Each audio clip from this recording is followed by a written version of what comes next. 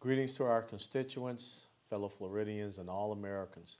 Just want to say it's an honor and a privilege to be able to share just a few moments with you for another one of our weekly video addresses. Today we found out about the jobs report number. Of course, right now it seems that unemployment has gone down to 8.6%, but yet our jobless claims were up 402,000. As well, we know that 315,000 Americans have no longer continued to look for employment in the United States of America. Even though we've dropped that number from 9 to 8.6%, we're now talking about 34 months where unemployment in the United States of America has been at or above an 8-point level, which is something that we were told with passing a $1 trillion stimulus package would not happen. So once again, the short-term fixes that we have in the United States of America emanating from Washington, D.C. are not providing the long-term results that the American people needed. If we are to turn this thing around, we already now have 23 jobs-creating pieces of legislation, good policies that are sitting at the Senate. And we call upon Senator Harry Reid, the majority leader, to take up these 23 pieces of legislation that have passed the House so that we can truly restore the confidence and the certainty in our private sector and with our job creators at the small business level and also our corporate business leaders. In order to do that, we have got to continue to push forward on those solutions that are not just about the short-term fix, but provide a vision, a way forward for true structural reform in our economy as far as our fiscal policies, our monetary policies, which are failing in that we continue to borrow money or print money to monetize our debt or even to help other countries such as the European Union with their debt situation. The tax policies and regulatory policies, those all have to be structurally reformed so that we can turn this situation in which we find ourselves in the United States of America around. We cannot continue on with this amount of debt that we have.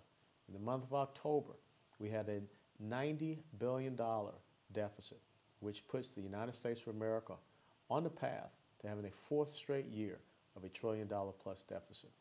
That's not sustainable, and that's not something that I want to see continue to happen. The American people are suffering, and when you consider the fact that 42.4% of Americans have been unemployed for 6 months at least at a minimum, then we've got to do better here in Washington, D.C. But the things that we have to do here in Washington, D.C., as I said, is not to put it into a military term, continue to put Band-Aids on an economy that has a gunshot wound to the chest. And that's why when I look at things such as extending a temporary payroll tax holiday, or once again talking about extending unemployment benefits, here we are coming down to the last moment, days before Christmas, and we continue to see these short-term fixes. And that's not why I came to Washington, D.C. And if people want to continue to manipulate the American public, if people want to continue to believe that the American people are not educated enough to understand some very simple things that are happening here, when we had this payroll tax holiday that was instituted a year ago, this year we saw a deficit for one of the first times for Social Security.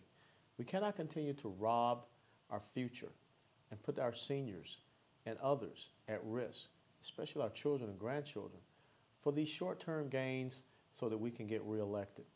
Now, if I continue to tell the truth to the American people and to our constituents, that means that if they don't want to accept that, I'm willing to understand that my honor, my integrity, and my character has been maintained. Instead of looking at a 2% temporary payroll tax holiday, why don't we look at a 2% cut to overall overall income taxes?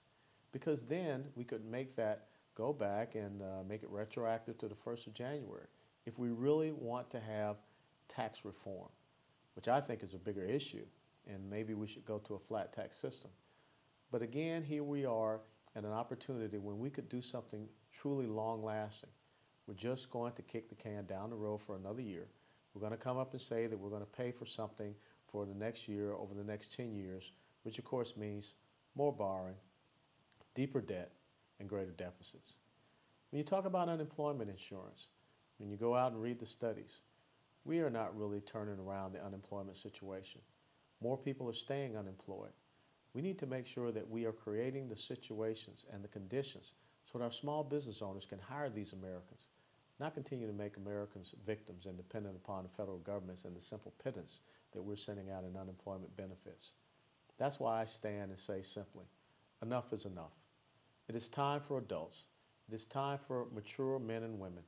It is time for people that have courage and conviction, principles and pragmatism to stand up and say that the American people need to know the truth. You need to know that we're failing you up here in Washington, D.C., and I will not be associated with failure. We have seen that with a super committee who took 90 days and came up to no resolutions whatsoever. So I will plant the flag. And I know that the political opponents and people in the Democrat Party will try to use this in ads or any type of means by which they can combat against me with their gimmicks. But that's exactly what it is. It's political gimmicks. We're trying to buy the votes of the American people so that certain individuals can be in power up here in Washington, D.C. That's not what it's about. What it's about is truly putting more money in the American person's pocket over the long term, and not just with short-term gimmicks that allow us to be elected time and time again. Because as some people talked about in our House GOP conference, a year ago they said if we had this payroll tax holiday, we would be right back a year later talking about it again.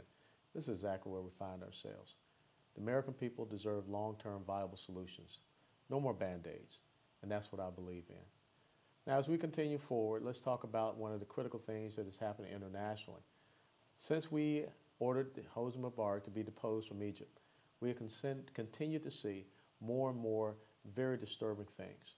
And now that we know that they're having elections, it seems that the radical Islamists are going to have a potential 60 to 65% controlling voting bloc in their parliament. That's not the direction that we want to see Egypt to go into.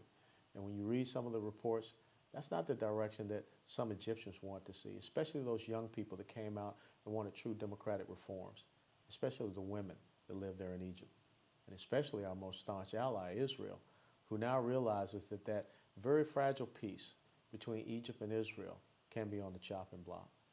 Again, we need to have people that understand long-term viable solutions, not just in our domestic economic policies, but in our foreign policies as well, because we continue to kick a can down the road.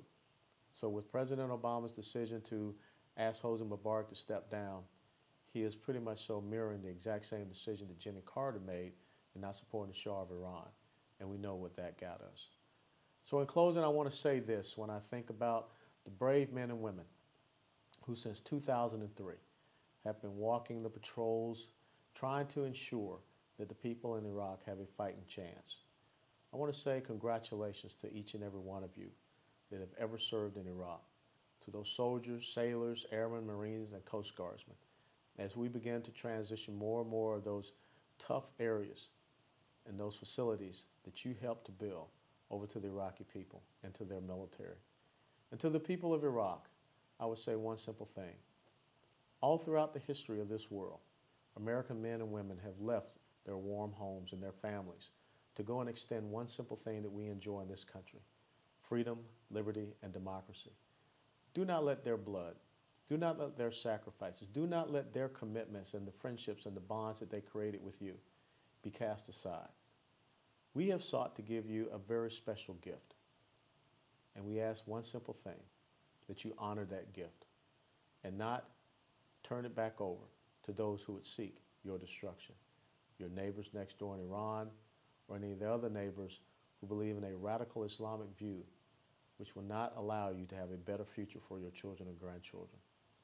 So to those men and women who are now starting to pack up and head away, hold your heads up high, because as I walked those same streets back in 2003, as I stood with each and every one of you in combat operations, as I sat there with many different Iraqis trying to talk about their future and how we could institute some very basic principles of reform, I say thank you.